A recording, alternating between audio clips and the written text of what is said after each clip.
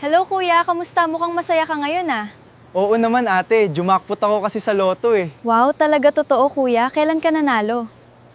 Yes ate, simula nang makilala kita ate.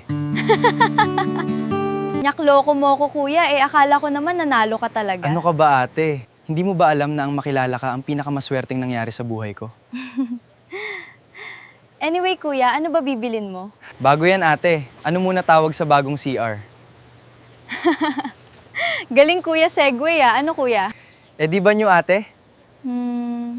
Corny na naman kuya. Eto ate. May joke sana ako ate about sa airport, kaso NA ako eh. Ako din kuya, may joke din sana ako about mayonnaise, kaso baka i-spread mo eh. Nagjo-joke ka na rin ate ha? Kau kasi kuya, panay joke mo, nahawa na ako sa'yo kuya.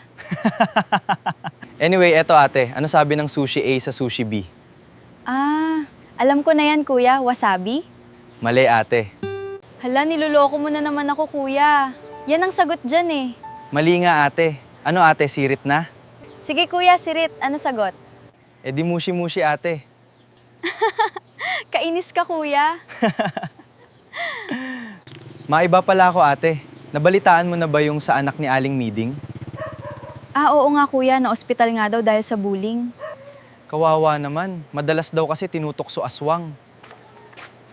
Naalala ko tuloy yung nanay ko. Oh, Kuya Berto, andito ka pala. Bakit? Ano nangyari sa nanay mo? Nung bata kasi ako, lagi din ako tinutokso ng mga bata sa amin. Nanay ko daw aswang. O tapos kuya? Oh, tapos kuya? Ayun, isang araw sa bahay namin, nag-usap kami ng nanay ko. O tapos kuya? Maluha-luha kong tinanong nanay ko.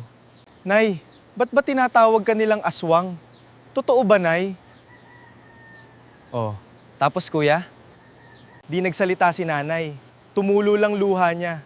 Tas niyakap niya ako ng mahigpit. Tas ayun, lumipad na siya. You lost me when